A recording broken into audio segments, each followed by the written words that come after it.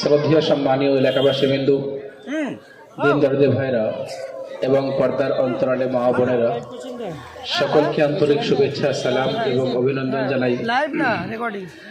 আজকে মোমিনপাড়া দিনিয়াত মোনাজাত মক্তবের পক্ষ থেকে যে বাৎসরিক জলসার আয়োজন করা হয়েছে,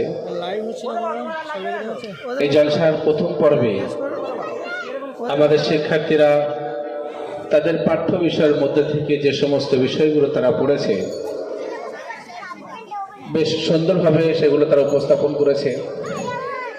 আসরের নামাজের পরে দ্বিতীয় পর্বে আমাদের মজলিসকে শুরু করতে চলেছি। সুতরাং আপনাদের কাছে বিনীত নিবেদন, আপনারা অবিলম্বে আমাদের মঞ্চের সামনে চলে আসুন।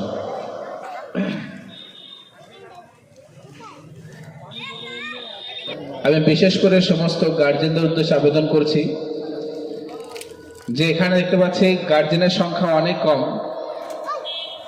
আজকের দিনে পুরো বছর আপনার সন্তানরা মক্তবে পড়াশোনা করেছে, আর তাদের ফলাফলের দিন আজকে, এবং আপনাদের সন্তানরা, আপনাদের বাচ্চারা তারা এখানে আজকে স্টেজে পারফরমেন্স করছে। নিজের বাচ্চার পারফরমেন্স দেখার মতো যদি সময় গার্জেনের কাছে না থাকে, তো আগামী দিনে ভুলে যান যে আপনার বাচ্চা অনেক উপর পর্যন্ত পৌঁছাবে। শুধু কোন একটা সংস্থায় ভর্তি করে দেওয়া যথেষ্ট নয়, এটা আমাদের বোঝার বিষয় আছে। যাই ভর্তি করে দিলাম, সেখানে মাসে মাইনে পৌঁছে দিলাম, বাস যথেষ্ট, এটা কোনো যথেষ্ট নয়। যতক্ষণ না পর্যন্ত গার্জেন সক্রিয়ভাবে, দায়িত্বশীলভাবে সে তার নিজের সন্তানকে শিক্ষার জন্য পরিপূর্ণ সময় দিচ্ছেন, ততক্ষণ পর্যন্ত আপনার সন্তান কিন্তু পরিপূর্ণরূপে সেই শিক্ষা থেকে পরিপূর্ণ লাভবান হবে না। আমরা দুনিয়ার বিভিন্ন কাজে ব্যস্ত থাকি, কিন্তু ব্যস্ততার মতলব এতটা নয় যে আমি আমার বাচ্চার জন্য আজকের গুরুত্বপূর্ণ দিনে 10টা মিনিট বা আধ ঘন্টা সময় দিতে পারবো না। তো দুনিয়ায় এর থেকে বড় ব্যর্থতা আর এর থেকে বড় বঞ্চিত কিছু হতে পারে না, যে আমি আমার বাচ্চার জন্য সময় দিতে পারছি না। সারা জিন্দগি আমরা দুনিয়ার কাজে, দুনিয়ার ব্যস্ততার মধ্যে পড়ে থাকব, এবং দুনিয়া করতে করতে একদিন আমাদের দুনিয়া ফুরিয়ে যাবে, শেষ হয়ে যাবে, এবং পরবর্তী যে জীবনটা শুরু হবে, সেই জীবনে যেটা আমাদের কাজে আসবে, যার জন্য আমরা আপনাদের সন্তানদেরকে শিক্ষার পরিপূর্ণ ব্যবস্থা করেছি, আর তার জন্য যদি আমার কাছে সময় না থাকে, তাহলে প্রিয় ভাইরা এর থেকে বড় ব্যর্থতার কিছু নেই। এই জন্য আপনাদের কাছে আমরা আবেদন করছি, আপনারা বিশেষ করে গার্জেনদের কাছে এবং এলাকাবাসী বিন্দু সবার কাছেই, যে আপনারা অবিলম্বে আমাদের মঞ্চের সামনে চলে আসুন। কারণ যে সমস্ত বাচ্চারা এখানে পারফরমেন্স করছে, এরা কোনো ভাড়াটিয়া বাচ্চা নয় যে অন্য জায়গা থেকে ভাড়া করে নিয়ে আসা হয়েছে। এরা আপনার এলাকার সন্তান, আপনার এলাকার বাচ্চা।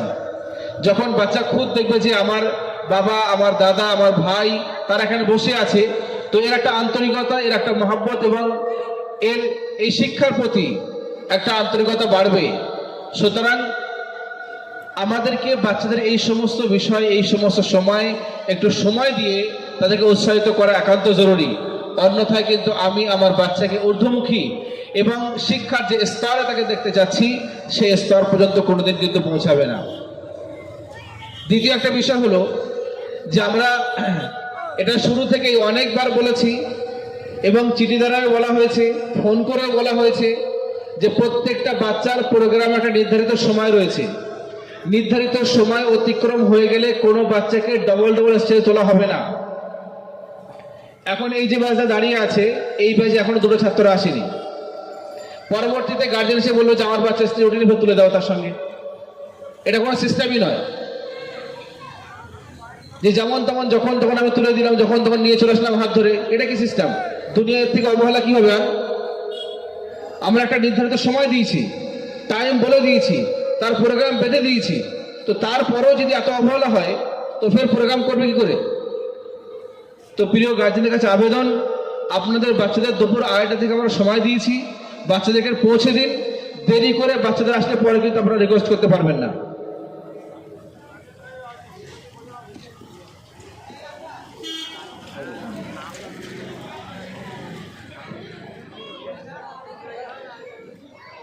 ওর সবাই একসঙ্গে সালাম করো। আসসালামু আলাইকুম ওয়া বারাকাতুহু। ওয়ালাইকুম আসসালাম ওয়া রাহমাতুল্লাহি ওয়া বারাকাতুহু। যে সমস্ত শিক্ষার্থীরা আমাদের সম্মুখে এখন দাঁড়িয়ে আছে, এরা দিনিয়াত মুনাসা মক্তব থেকে প্রায় 7 থেকে 8 মাসের অধিক শিক্ষা লাভ করছে। এই সময়ের ব্যবধানে আমাদের মক্তব থেকে যে সমস্ত বিষয়ে তারা শিক্ষা লাভ করেছে, তাদের পাঠ্য বিষয়ের মধ্যে থেকেই আমরা কিছু প্রশ্ন করছি। সবথেকে প্রথম, কোরআনে কারিমের গ্রামার হামজা সাকিন কেমনভাবে পড়তে হয়? হামজা সাকিন একটু ঝটকা বা ধাক্কা দিয়ে পড়তে হয়। তোমার এদিকে ধ্যান দেবে, হ্যাঁ, অন্যদিকে দেখাবে না। হামজা সাকিনকে কয় প্রকারে লেখা হয়? হামজা সাকিনকে 3 প্রকারে লেখা হয়। হামজা সাকিন একটা উদাহরণ দাও তো।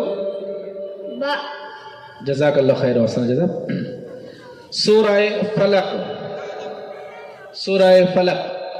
সূরা ফালাক। বিসমিল্লাহির রহমানির রহিম।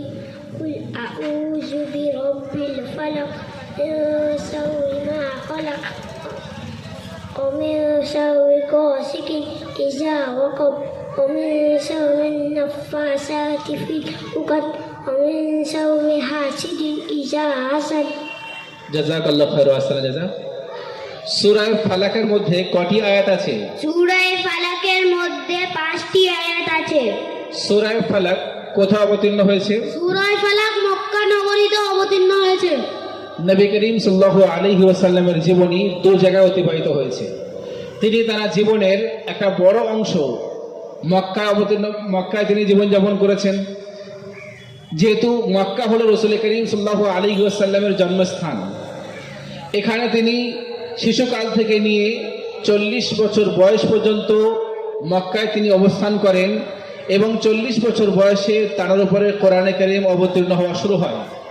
40 বছর বয়স থেকে নিয়ে 53 বছর বয়স পর্যন্ত এই 13 বছরের ব্যবধানে যে সমস্ত আয়াত এবং যে সমস্ত সূরা নবী করিম সাল্লাল্লাহু আলাইহি ওয়াসাল্লামের উপর অবতীর্ণ হয়েছে, এই সমস্ত আয়াত এবং সূরাগুলোকে সূরাতুল মাক্কিয়া বা আয়াতুল মাক্কিয়া বলা হয়।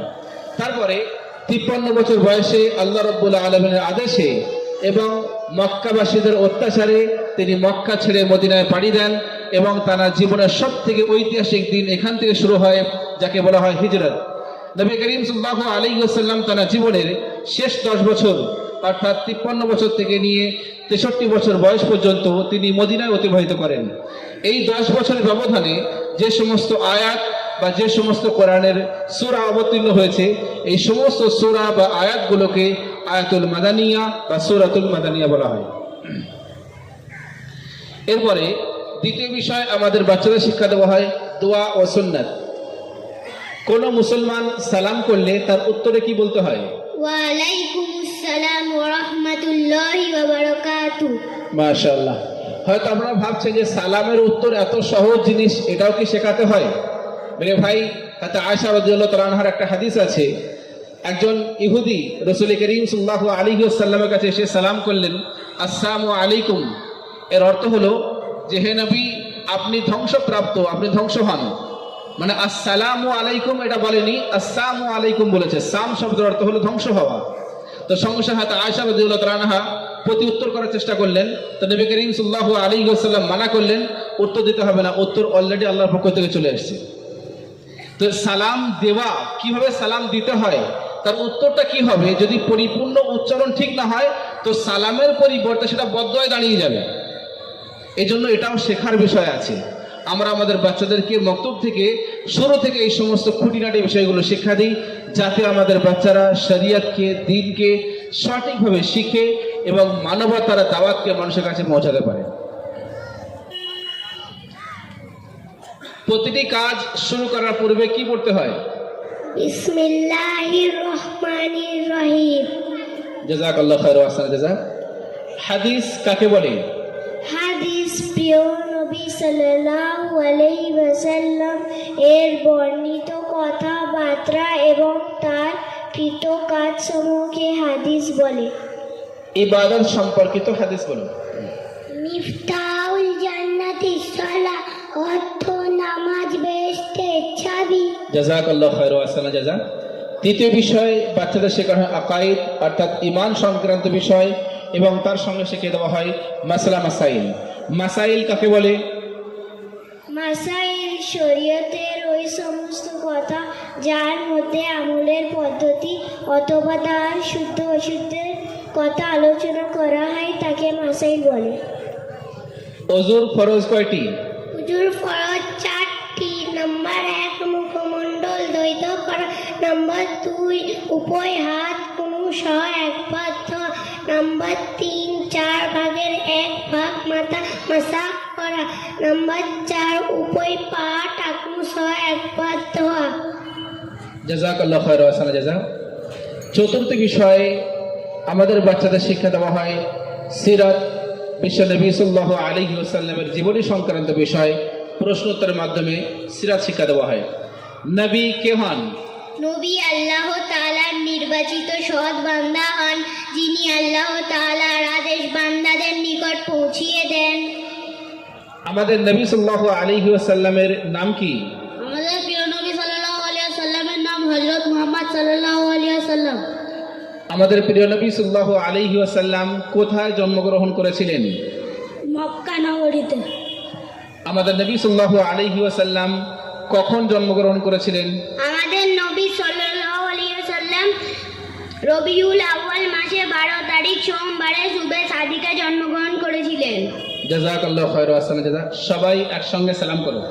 আসসালামু আলাইকুম ওয়া রাহমাতুল্লাহি ওয়া বারাকাতুহু। ওয়া আলাইকুম আসসালাম ওয়া রাহমাতুল্লাহি ওয়া বারাকাতুহু। সবাই বাম দিক থেকে আস্তে আস্তে নেমে যাও, এদের সান্ত্বনা প্রাইজ দিয়ে দিন এবং এদের সঙ্গে খাবারটাও দিয়ে দিন। বাবু যাও, এর থেকে নেমে যাও। যেহেতু এই ব্যাচের বাৎসরিক পরীক্ষা হয়নি এই জন্য ফার্স্ট সেকেন্ড থার্ড প্রাইজ নেই, নেক্সট বছরে পাবে ইনশাআল্লাহ এরা।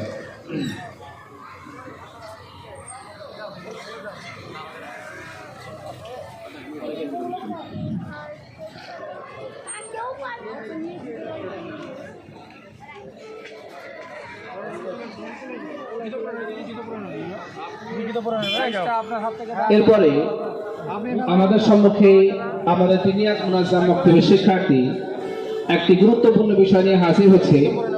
বিষয়টি হলো ইলমে দ্বীন এবং জ্ঞান শিক্ষা আমাদের প্রত্যেকের জন্য অপরিহার্য। নবী করিম সাল্লাল্লাহু আলাইহি ওয়াসাল্লাম ইরশাদ করেছেন, তালাবুল ইলমি ফরিদাতুন আলা কুল্লি মুসলিম। তিরমিজি শরীফের 164 নম্বর হাদিস। এই হাদিসের মধ্যে নবী করিম সাল্লাল্লাহু আলাইহি ওয়াসাল্লাম সাধারণভাবে সমস্ত মুসলমান পুরুষ হোক বা মহিলা সকলের জন্য দ্বীনি শিক্ষাকে তিনি অপরিহার্য করেছেন। অর্থাৎ একজন মুসলমান হিসাবে আমার দায়িত্ব কর্তব্য হলো ইলমে দ্বীন শিক্ষা করা। তো আসুন আমাদের তিনিয়াত মুনাজ্জাম মক্তবের শিক্ষার্থী মোহাম্মদ হাসিবুর রহমান আমাদের সম্মুখে হাজির হয়েছে ইলমে দ্বীন শিক্ষার প্রয়োজনীয়তা এবং তার গুরুত্ব সম্পর্কে বক্তব্য পেশ করবে। আসসালামু আলাইকুম ওয়া রাহমাতুল্লাহি ওয়া বারাকাতুহু। ইলমের গুরুত্ব ও ফজিলত।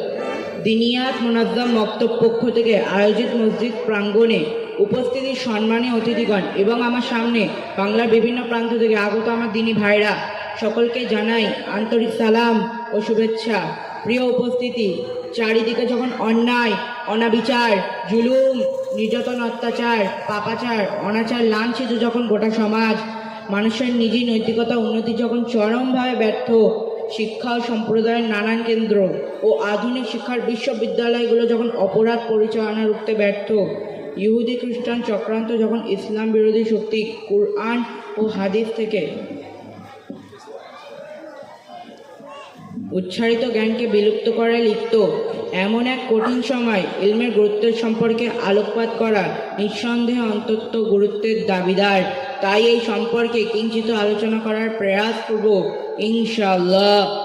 সম্মানিত উপস্থিতি, আল্লাহ তাআলা মানবজাতিকে সৃষ্টি করেছেন কেবল তারই ইবাদতের জন্য এবং গায়রুল্লাহ ইবাদত থেকে দূরে থাকার জন্য। তাই মানবজাতির জন্য আবশ্যক হলো আল্লাহ তাআলা ইবাদত করার এবং আল্লাহ তাআলা একত্ববাদ ও একনিষ্ঠকে স্বীকার করা। এই আবশ্যকীয় প্রয়োজন পূরণ করার জন্য প্রত্যেকেই দ্বীনি ইলম শিক্ষা করা প্রত্যেকের জন্য জরুরি, কারণ একমাত্র এই জ্ঞানের মাধ্যমেই হক ও বাতিলের মধ্যে পার্থক্য হতে পারে।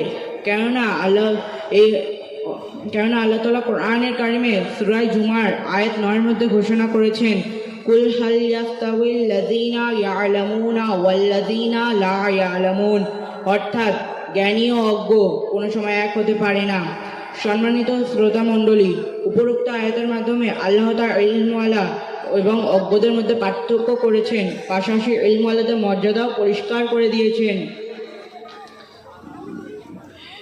তাই এই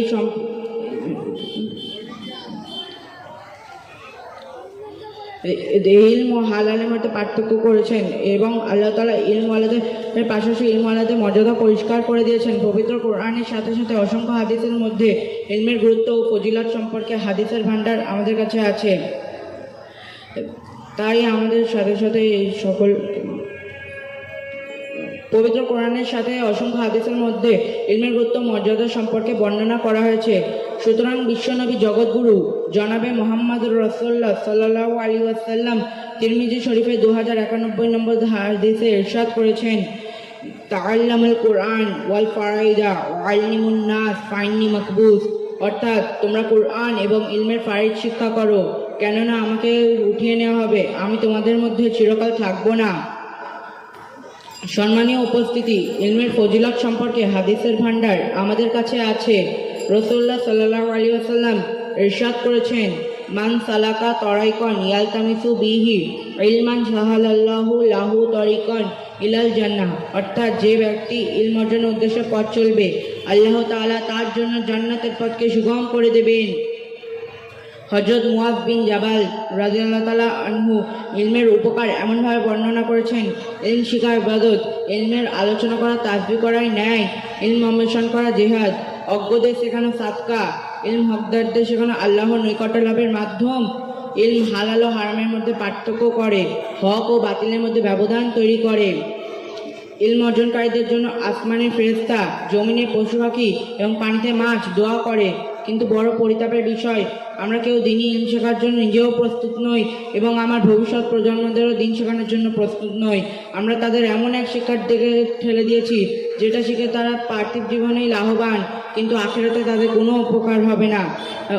যেটা শিখে সে হালাল ও হারামের মধ্যে পার্থক্য করতে পারবে না, পিতামাতার হক ও অধিকার শিখবে না, শিখবে বড়দের আদব ও সম্মান শিখবে না, শিখবে কেবল জ্ঞান এবং তৈরি হবে টাকা ছাপানোর মেশিন। আমি বলছি না সাধারণ শিক্ষার প্রয়োজন নেই, প্রয়োজন অবশ্যই আছে, কিন্তু তার সাথে সাথে তাকে দিন অবশ্যই শিখতে হবে, তবেই সে একজন সমৃদ্ধ মানুষ তৈরি হতে পারবে, রাসূলের আদর্শে আদর্শিত হতে পারবে, দিনী জ্ঞানের মাধ্যমে মানুষের কাছে সম্মান ও মর্যাদা পাবে, পিতামাতার জন্য আখিরাতে কাণ্ডারি হবে, তাদের জন্য জান্নাতের পথকে সুগম করবে। এই সংক্ষিপ্ত কথার মাধ্যমে আমি আমার বক্তব্য ইতি করছি। আসসালামু আলাইকুম ওয়া রাহমাতুল্লাহি ওয়া বারাকাতুহু।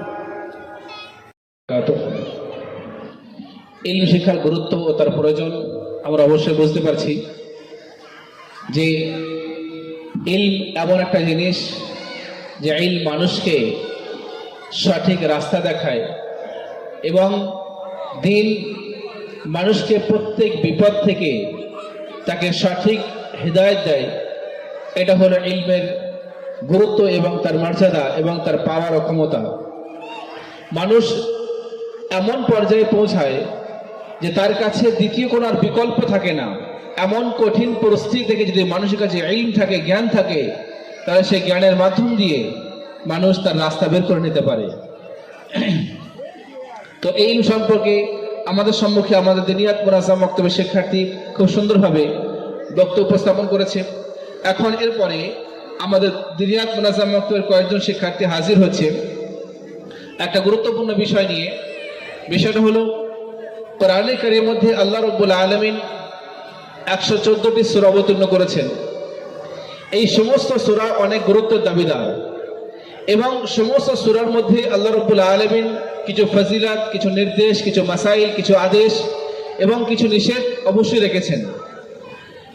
তবে কিছু সূরার মধ্যে কিছু ঘটনা বর্ণনা করেছেন এবং এই সমস্ত ঘটনা বর্ণনা করার উদ্দেশ্য হলো যে মানুষকে সঠিক রাস্তা দেখানো এবং বিগত উম্মতরা যে সমস্ত ভুল ভ্রান্তিগুলো করেছে সেই সমস্ত ভুল ভ্রান্তি বলে মানুষকে সতর্ক করার উদ্দেশ্য অন্যথায় কোরআনে করিম কোনো কিস্সা কাহানি বা কোনো কাহানির বই নয়। তো আসুন আমাদের সম্মুখে আমাদের দুনিয়াত মুনাজ্জাম মাকতাবের 4 জন শিক্ষার্থী হাজির হচ্ছে কোরআনে কারিমের একটি গুরুত্বপূর্ণ সূরা সূরাতুল ফিল, যে সূরার মধ্যে আল্লাহ রাব্বুল আলামিন বিশ্বজাহানের মানুষের এবং বিশ্বজাহানের মুসলমানদের একমাত্র রক্ষত্র কাবা বাইতুল্লাহ শরীফকে আল্লাহ তাআলা হেফাজত করেছেন এবং শত্রুদের সমস্ত প্রকারের চক্রান্তকে বিফল করেছেন।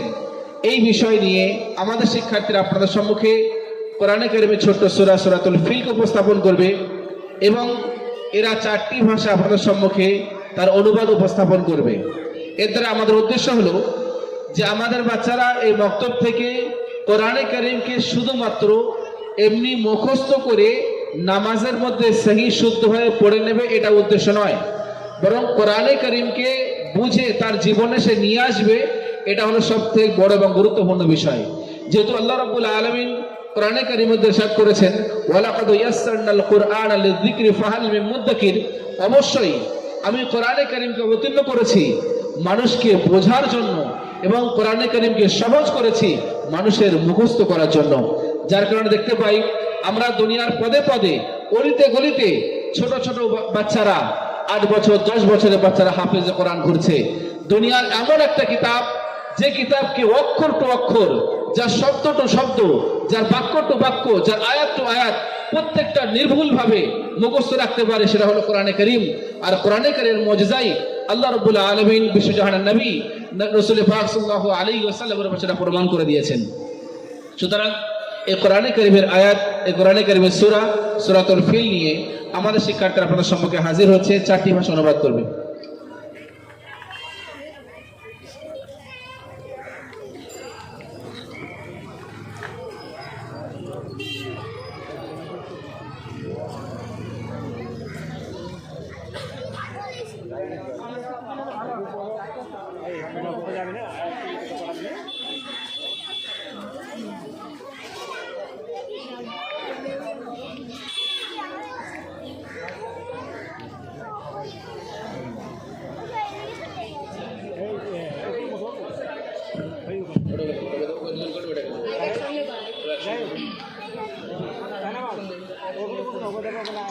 আসসালামু আলাইকুম ওয়া রাহমাতুল্লাহি ওয়া বারাকাতুহু।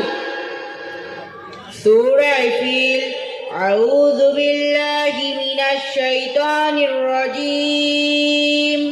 বিসমিল্লাহির রহমানির রহিম। আলাম তারা কাইফা ফাআলা রাব্বুকা বিআসহাবিল ফিল। আপনি কি দেখেননি আপনার পালনকর্তা হস্তি বাহিনীর সাথে কিরূপ ব্যবহার করেছিল? क्या तुमने नहीं देखा तुम्हारे परवरदिगार ने हाथी वालों के साथ क्या किया? Says to not how the Lord dealt with comparison of the elephant. ألم يجعل كيدهم في تضليل। তিনি কি তাদের চক্রান্ত নস্যাৎ করে দেননি? क्या उसने उन लोगों की सारी चालें बेकार कर दी थी? Did he not make their treacherous plan go to astray? وأرسل عليهم طيرا نبابيل। তিনি তাদের উপর প্রেরণ করেছেন ঝাঁকে ঝাঁকে পাখি। और उन पे गोल के गोल परिंदे छोड़ दिए थे। And he sent against flights of birds ترميهم بحجارة من سجيل।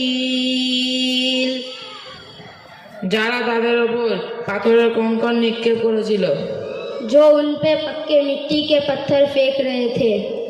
striking them with stones of baked clay. فجعلهم كعصف مأكول। অতঃপর তিনি তাদেরকে ভক্ষিত তিনি সদৃশ করে দেন। चुनांचे उन्हें ऐसा कर दिया जैसे खाया हुआ भूसा। Then did he make them like an empty field and stalks has been eaten up.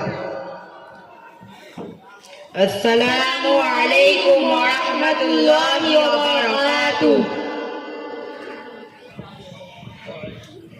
ওয়া আলাইকুম আসসালাম ওয়া রাহমাতুল্লাহি ওয়া বারাকাতুহু।